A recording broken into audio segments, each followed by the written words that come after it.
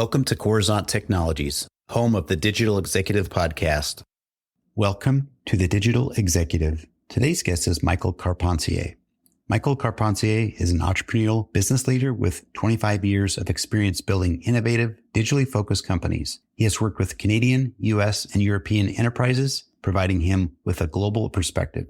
His skill set includes product development, high-yield revenue management, digital marketing and acquisition, branding, sales management, customer success, fundraising, investor relations, P&L, team building, and partnerships. He is now focused on the intersection of business strategy and blockchain technology and is a CIO certified blockchain professional. He is the co-founder and CEO of Vesta Equity, and they are building the home equity ecosystem for the Web 3.0 economy and beyond. He is also an amateur competitive OCR and ultra marathon racer.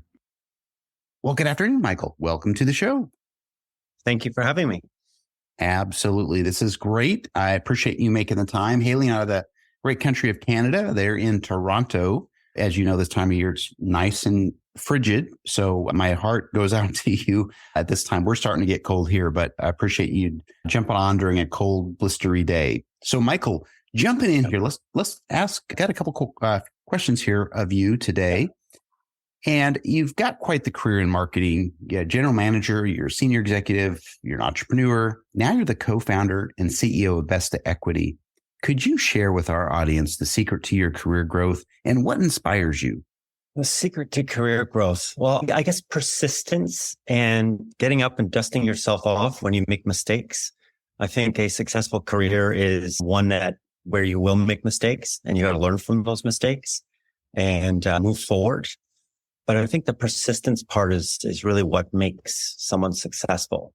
You've got a lot of smart people out there, but if they're not determined, if they don't have fortitude, they won't be successful. It takes a lot of effort. And you can't stop when you hit an obstacle, which ties and dovetails into what inspires me. What inspires me is innovation and persistence on that same level, because building a successful business is not an easy task. Success is not easy. People look at people often who are successful and think, wow, they're so lucky.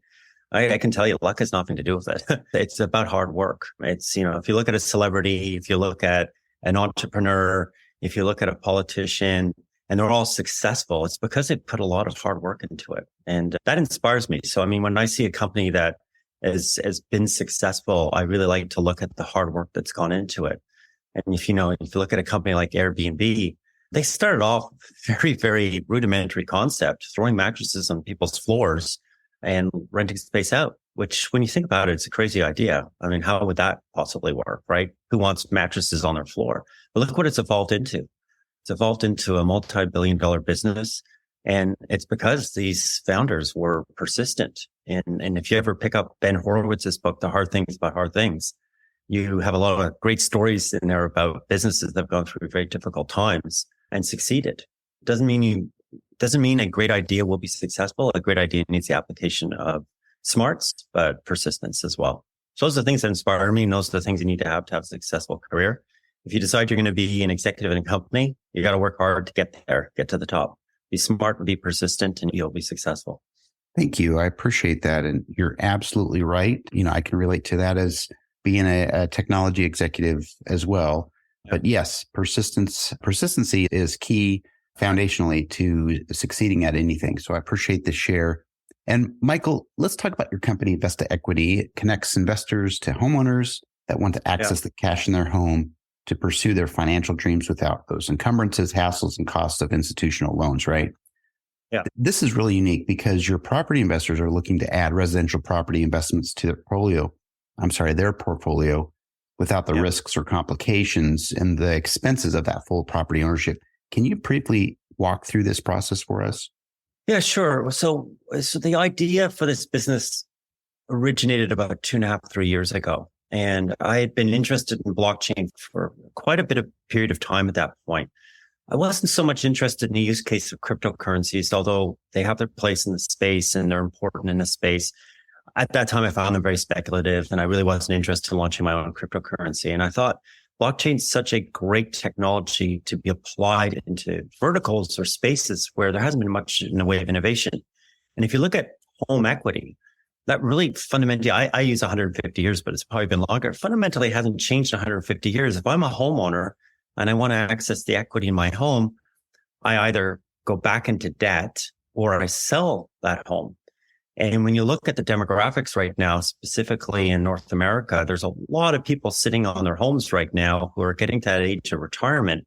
And that's really their single source of wealth. They may have a pension fund. That pension fund may not be indexed. They may not have a lot in the way of savings. But it's a well-known fact that 95% of people have the majority of their wealth in their homes. And there's about $4 trillion in value sitting right now in the US market alone, where people are 55 and plus and want age in place. Where are they going to go to access some cash in their retirement years? Their home. So their options are sell a house, which a lot of people don't want to do, or go back to the bank and go back into debt. And when you reach that age, it's often a reverse mortgage. And I thought, wow, what an inequitable and unfair use for your equity that you've worked hard on for your entire life. And then if you look at the other side of the equation, investors, it's not easy for an investor to actually go in and start adding real estate to their portfolio. You can go buy a whole home. That means putting all the risk into one house. You can go to ETFs, real estate ETFs. You can go to mortgage-backed securities. And when you think about it, mortgage-backed securities are probably one of the, least transparent investments out there if you want to get into real estate. The very simple reason that they're pooled together. So you don't know what's good, what's not good. And they're based on debt. And when there's debt, there's always a risk of default.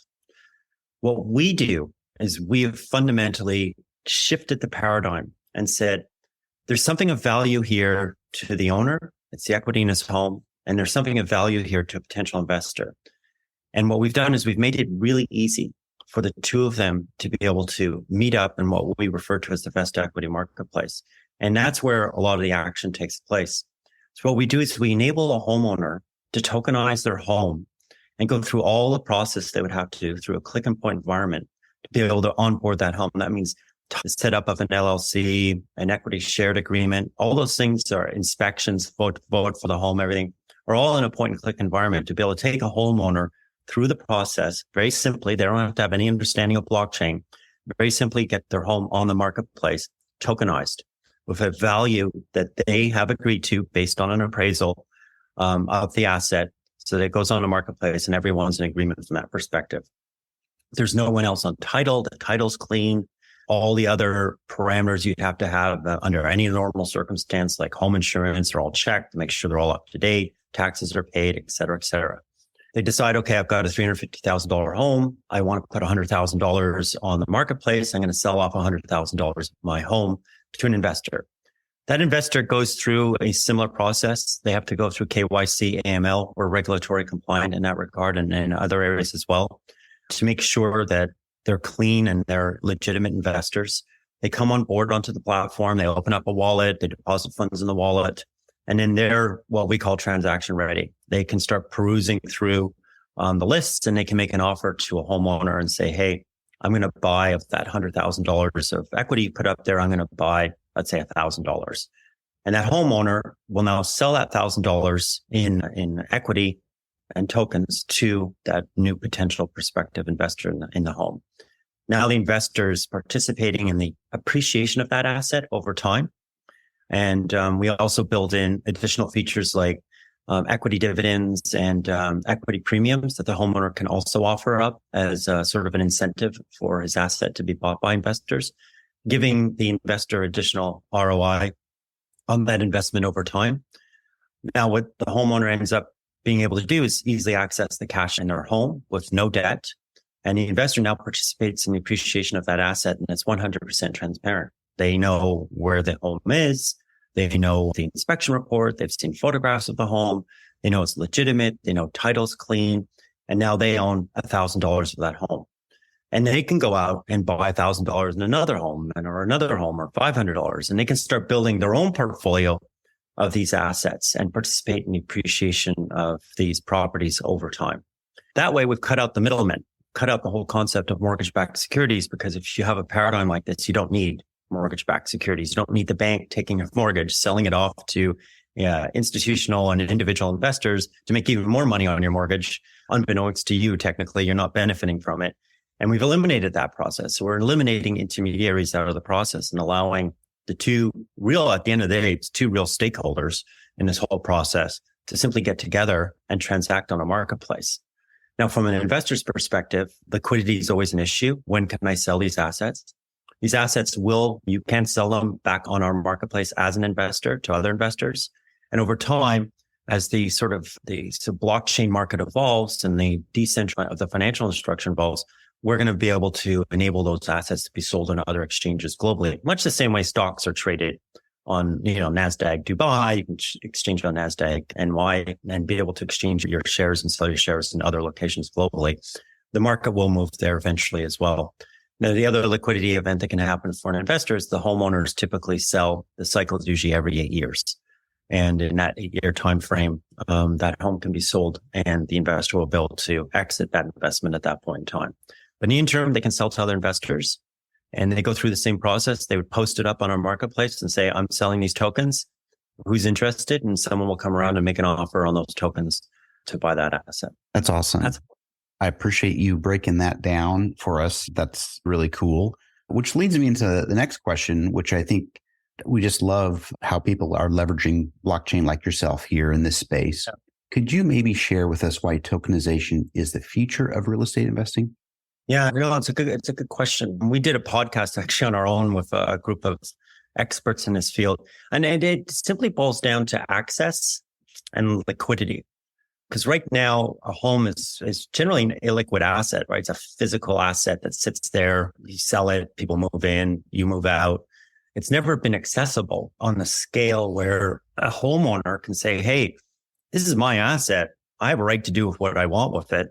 And I want to be able to sell a portion off to investors. And that boils down to access, because how do you do that, right? It's complicated. If you look at it from an analog perspective, the amount of legal work and everything else the homeowner would need to do, you need to go out and solicit and find investors. It'd be just a massive undertaking and very costly for a homeowner to do this on an individual basis. So tokenization allows that homeowner to go through this process that we've just developed and be able to parse out his home into shares. Technically, we call them tokens, but technically into shares to allow investors to buy those assets.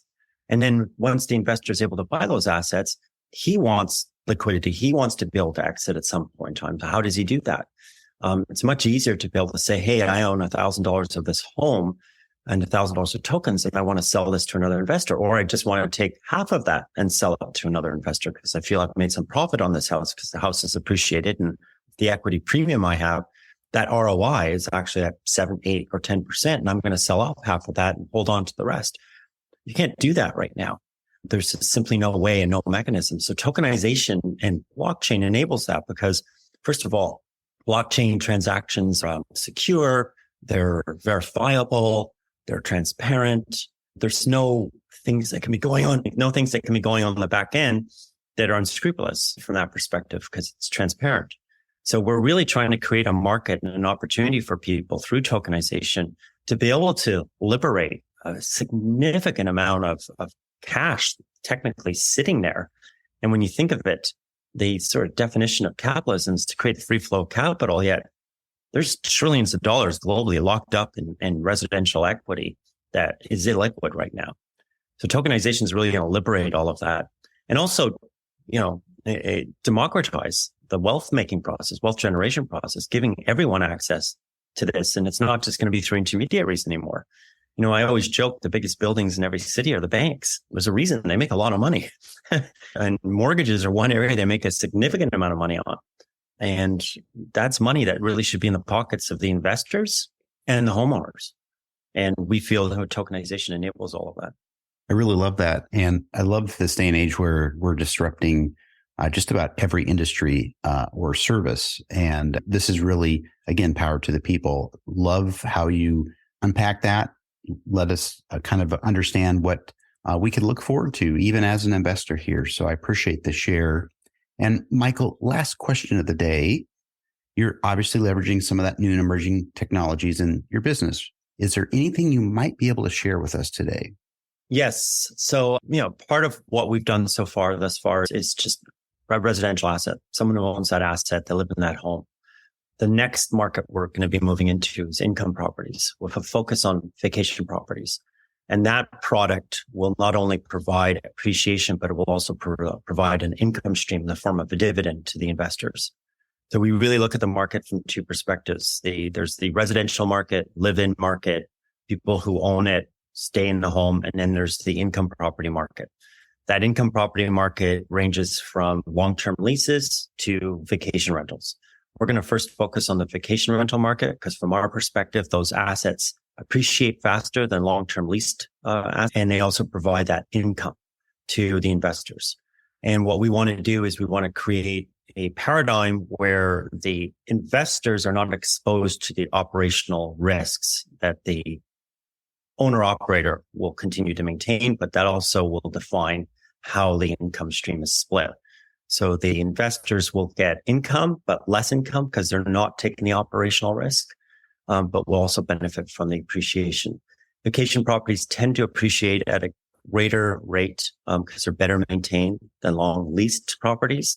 So what we know we're going to see here is a solid appreciation on these assets, as well as an income stream for investors that are looking for both that dividend payout as well as an appreciation on the asset. Thank you. Really, really appreciate all the information today that you've shared with us. That's just so awesome. And Michael, it was certainly a pleasure having you on, and I really look forward to speaking with you real soon. Perfect. I really, really enjoyed being on, and I hopefully will come down to Kansas City in October at some point in the future, and we can get together and have that barbecue you talked about. It'd be fantastic. Absolutely. Bye for now.